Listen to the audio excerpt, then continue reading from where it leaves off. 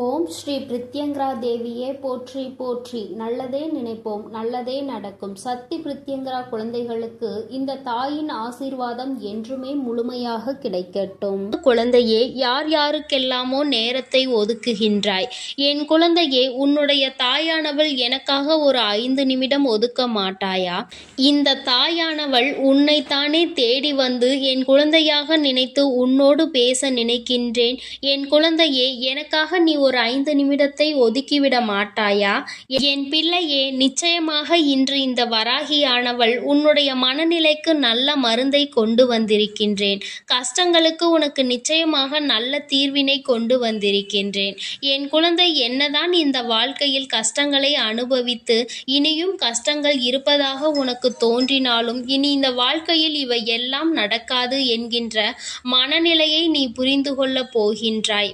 அப்படியே நடந்தாலும் அதிலிருந்து எல்லாம் நம்மால் மீண்டு வர முடியும், இதையெல்லாம் நம்மால் கடந்து வர முடியும் என்கின்ற மிகப்பெரிய ஒரு தெளிவை என் பிள்ளை நீ பெற்றுவிடப் போகின்றாய்.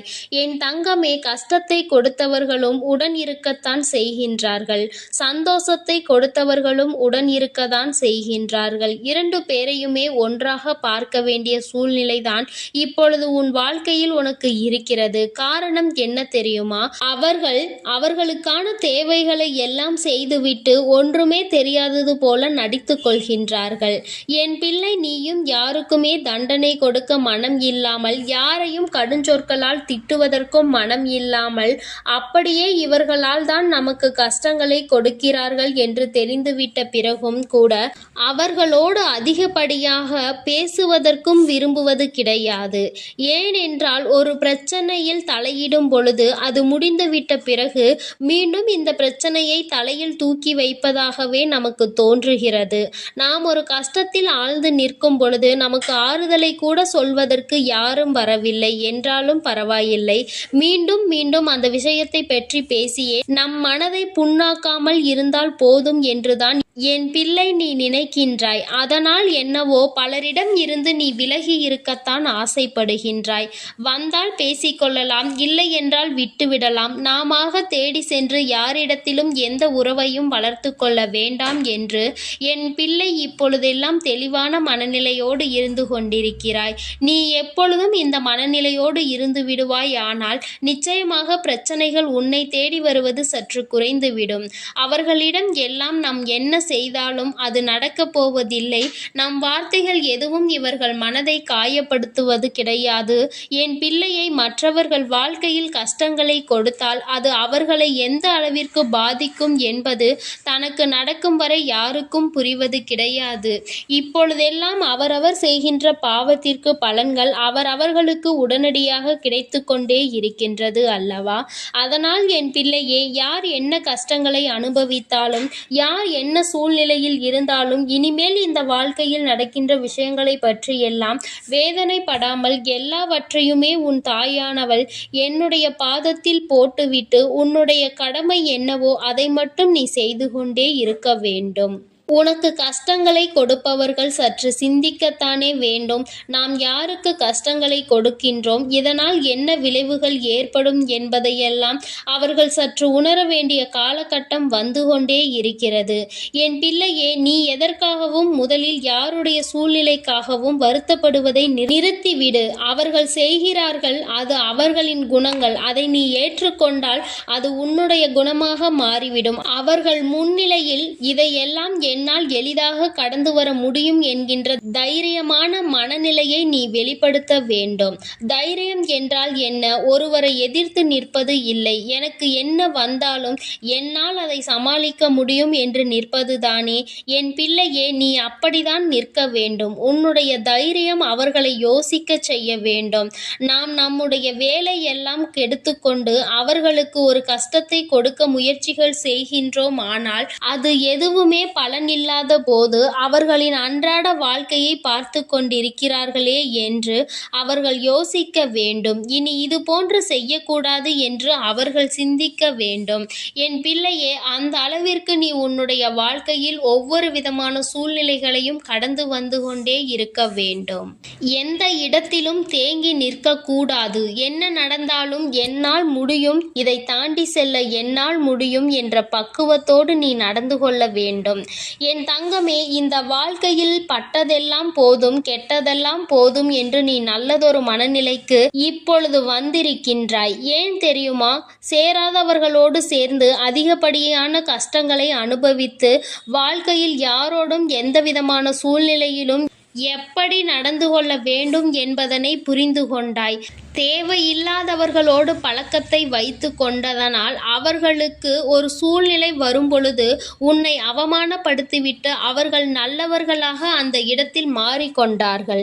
எல்லோருமே தன்னுடைய அருகில் இன்னொருவரை சேர்த்து கொள்வதற்கு காரணம், பிரச்சனைகள் என்று ஒன்று வந்தால் அவர்களை முன்னே நிறுத்திவிட்டு இவர்கள் பின்னே சென்று ஒளிந்து கொள்வதற்காக தான் என்பதனை முதலில் நீ தெளிவாக புரிந்து கொள்ள வேண்டும். இதற்கு மேலும் இது போன்ற மனிதர்களிடத்தில் எந்த விஷயத்திற்காகவும் ஏமாந்து விடக்கூடாது என்ற தெளிவையும் நீ சரியாக பெற்று கொண்டாயானால் வாழ்க்கையில் சரியான நேரத்தில் உனக்கான தெளிவுகள் எல்லாம் கிடைத்துவிடும். இனிமேல் எந்த விதமான கஷ்டத்திலும் நாம் யாரோடும் சேர்ந்து அவர்களோடு மற்றவர்களுக்கு எந்த தீங்கினையும் செய்துவிடக் கூடாது என்பதில் என் பிள்ளை நீ மன உறுதியோடு நின்று கொண்டிருக்கின்றாய் அல்லவா? உன்னுடைய இந்த உறுதி உன்னுடைய இந்த வாழ்க்கையை இன்னமும் அழகாக்கும். நீ இன்னும் நல்லதொரு நிலையை அடைந்து விடுவாய். இத்தனை நாட்களும் எதற்காக நமக்கு இந்த கஷ்டம் வந்தது என்கின்ற உணர்வை நீ மீட்டெடுக்க போகின்றாய். இனி எந்த சூழ்நிலையிலும் நான் யாருடைய வாழ்க்கையிலும் தலையிடக்கூடாது. அப்படி இருந்தால் மட்டும்தான் நம்முடைய வாழ்க்கையிலும் யாரும் தலையிட மாட்டார்கள் என்பதை என் குழந்தை நீ உணர்ந்து கொண்டாய் அல்லவா? என் தங்கமே, இன்னும் உன்னை சுற்றி சில மனிதர்கள் இருக்கிறார்கள். எப்பேற்பட்டவர்கள் தெரியுமா? ஒருவரை பற்றிய கதைகளை உன்னிடத்தில் கூறிவிட்டு அவர்களை பற்றி நீ என்ன நினைக்கிறாய், நீ என்ன சொல்கிறாய் என்பதை மட்டும் கேட்டுக்கொண்டு அவர்களிடம் சென்று நீதான் சொன்னாய் என்று சொல்லிவிடுவது. இதையே அவர்கள் தங்களினுடைய வேலையாக வைத்து கொண்டிருக்கிறார்கள். அதாவது மற்றவர்கள் முன்னிலையில் உன் பெயரை கெடுப்பதற்கான அத்தனை வேலைகளையும் அவர்கள் செய்து கொண்டிருப்பார்கள். தன்னை விட யாரும் மற்றவர்களிடம் நல்ல பெயரை பெற்றுவிடக் கூடாது என்கின்ற ஒரு சுயநல உணர்வும் தான் இந்த மனிதர்களுக்கு உன்னை யாரேனும் நல்லவர்கள் என்று சொல்லிவிட்டாலே அவர்களுக்கு அப்பொழுதிலிருந்து ஆரம்பித்துவிடும் எப்படியேனும் இவர்கள் பெயரை கெடுத்துவிட வேண்டும் என்ற எண்ணம். என் பிள்ளையே, சுயநல மனிதர்கள் நிறைந்த உலகம், சகுனிகள் கூட்டம் அதிகமாக இருக்கிறது.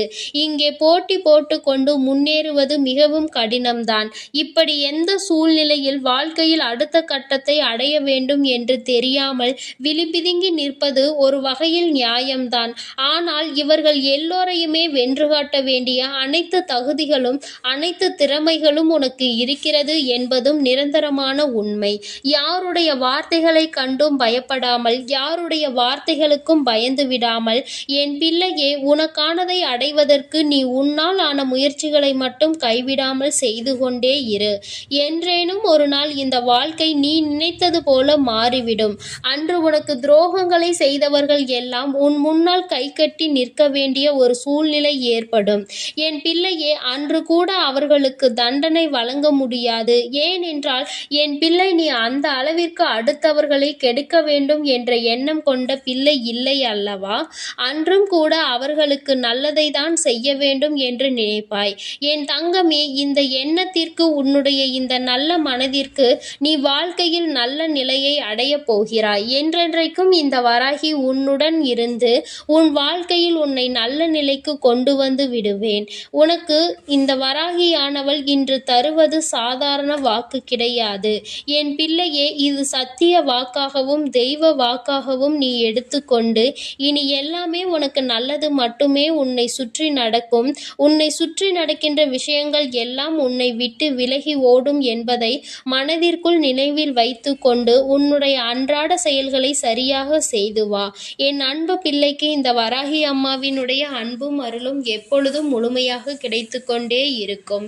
என் தங்கமே, அதனால் நீ எதற்காகவும் கலங்காதே, எதை நினைத்தும் வருந்தாதே. நீ நல்லதையே நினைத்தால் உன் வாழ்வில் எல்லாம் உனக்கு நல்லதாக மட்டுமே நடக்கும். என் அன்பு குழந்தைக்கு இந்த சக்தி பிரித்யங்கராவின் அன்பும் ஆசீர்வாதமும் முழுவதுமாக கிடைக்கும். ஓம் ஸ்ரீ பிரித்யங்கரா தேவியே போற்றி போற்றி. ஓம் ஸ்ரீ பிரித்யங்கரா தேவியே போற்றி போற்றி.